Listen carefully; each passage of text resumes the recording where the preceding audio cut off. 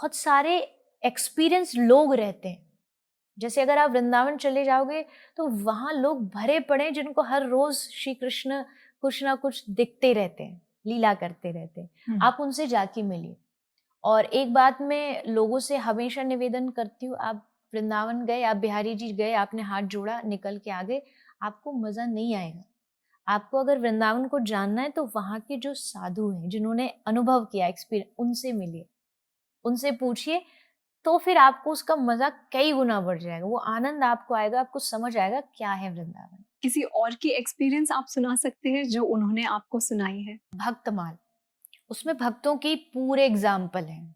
एक ब्रज के भक्त आता है, उसमें जितने भी ब्रज के भक्त हुए हैं, जितने संत हुए हैं, उनका अनुभव है।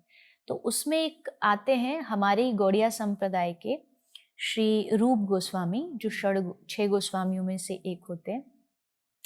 तो एक बार वो नंदगांव के पास एक बहुत प्यारी सी जगह, कोई अगर फ्यूचर में वृंदावन जा रहा हो तो ज़रूर वहाँ जाइएगा, टेर कदम उसका नाम है।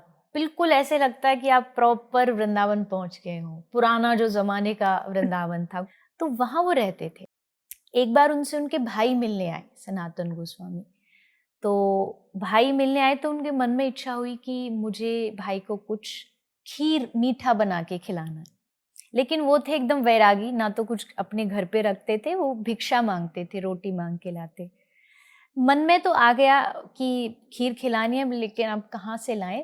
तो कहते ना कि ब्रज में जो रहता है उसका ध्यान सबसे पहले राधा रानी रखती है। तो उनको समझ आ गया कि इनको खीर लानी है, तो राधा रानी ने एक बच्ची का, बालिका का रूप बनाया और बच्ची बन के खीर लेके आ गई बना करके। तो रूप गोस्वामी को दिया, तो उन्होंने देखा कि कोई बच्ची आई है, पहले कभी देखा नहीं इसको गांव में। तो पूछा, तो उन्होंने कहा कि बस मैं कहीं दूर गांव से आई हूँ और खीर लाई हूँ। दे करके वो चली गई। तो उन्होंने अपने भाई को दी। भाई ने जैसे सनातन गोस्वामी ने उसको खाया तो स्वाद से पता चल गया कि ये किसी आम आदमी के हाथ की नहीं। अच्छा। उसका स्वाद ही कुछ अलग था। उन्होंने पूछा किसने बनाई, बोले एक लाली आई थी, बस दे करके चली। उसने कहा, अरे बाबरे, इस जंगल में कौन लाली आएगी, इस जंगल में राधा रानी आएगी। और तब वो अनुभव ऐसा हुआ सनातन और दोनों भाइयों को, दिन रात वो उसी के लिए रोते थे कि कब श्री राधा रानी दोबारा आएंगी और हम पर कृपा करेंगी।